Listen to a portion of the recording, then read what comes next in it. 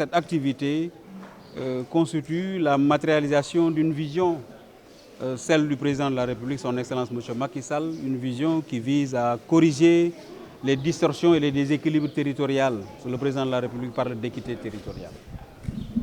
Mais c'est aussi une exécution d'une instruction, celle de notre ministre de tutelle, M. Mamoudou Talla, ministre des collectivités territoriales, de l'aménagement et du développement des territoires, qui nous a demandé de ne ménager aucun effort pour aller dans les territoires, faire en sorte que ces territoires soient des espaces qui sont viables, compétitifs, mais aussi porteurs de développement.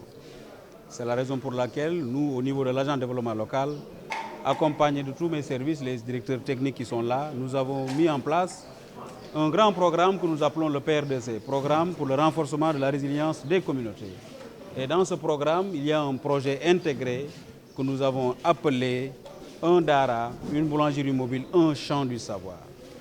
Alors pourquoi? Parce que tout simplement, je l'ai dit tantôt, son Excellence M. Macky Sall, le président de la République, à l'occasion de la rencontre avec les maîtres coraniques à Diamniadio, avait engagé le gouvernement pour prendre des mesures pour apporter un soutien, en tout cas au niveau du fonctionnement des Dara.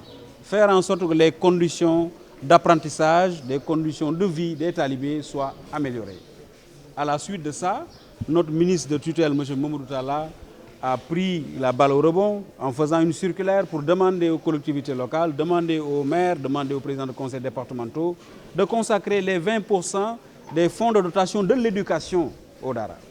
C'est la raison pour laquelle nous, à notre niveau, en tant qu'agence de développement local, nous avons décidé d'aller vers les Dara en leur apportant ce que l'on appelle une boulangerie mobile. À côté de la boulangerie, il y a un champ du savoir. Le champ du savoir, c'est un champ de blé, parce que nous avons une dépendance par rapport au blé, mais aussi un champ de céréales, de mil ou de maïs. C'est pour préparer les populations, parce qu'aujourd'hui, le blé, nous l'importons. Nous disons qu'il y a plus de 750 000 tonnes de blé, mais pourquoi pas ne pas pousser les populations à aller vers les céréales locales, mettre en place des unités semi-industrielles de valorisation de ces céréales et avec l'ITA, aller vers une convention pour déterminer le taux d'incorporation. Comment faire en sorte que le pain que nous produisons soit du blé, du mil ou du maïs? C'est important. Alors, la boulangerie, cette unité de valorisation semi-industrielle, permettra aux Dara de développer des activités génératrices de revenus, permettra aux Dara et aux jeunes talibés d'avoir de la formation, des métiers qui sont liés aux métiers de pâtisserie, mais aussi également de mobiliser toute la communauté autour de l'agriculture pour financer l'éducation.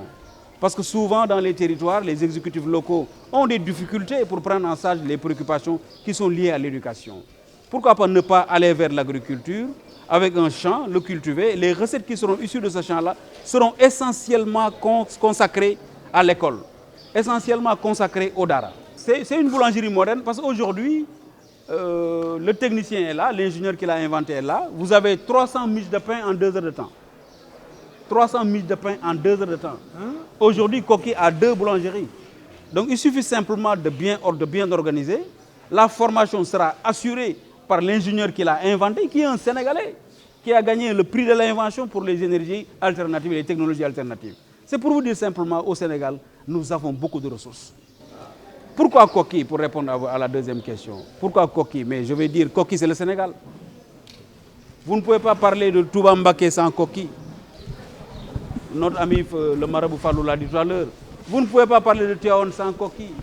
Vous ne pouvez pas parler de Baïnia sans Koki. Koki, c'est le Sénégal. Koki, au-delà du symbole, constitue un creuset d'excellence. Un creuset d'excellence en termes de formation. Parce qu'aujourd'hui, nous avons les pensionnaires du Koki. De grands hommes ont été formés ici. De brillants intellectuels ont été formés ici. Donc pour nous, Koki, c'est un modèle. Parce que les critères d'éligibilité des modèles sociaux ne sont pas seulement consacrés aux hommes. D'accord, les modèles, les personnes peuvent être des modèles. Mais pour nous, les villes, les communes doivent être des modèles. Or, Koki, c'est un modèle. Nous allons revenir prochainement pour adresser une question extrêmement importante qui est e-territoire. Les enfants l'ont dit tout à l'heure. Comment faire en sorte que le numérique puisse impacter dans le développement de cette communauté? Ils ont parlé de fibres. C'est vrai, vous ne pouvez pas vous connecter si les conditions ne sont pas réunies. Nous allons tout de suite, une fois à Dakar, commettre un expert qui va venir ici rencontrer le maire, rencontrer les populations pour voir le diagnostic en termes de besoins du numérique.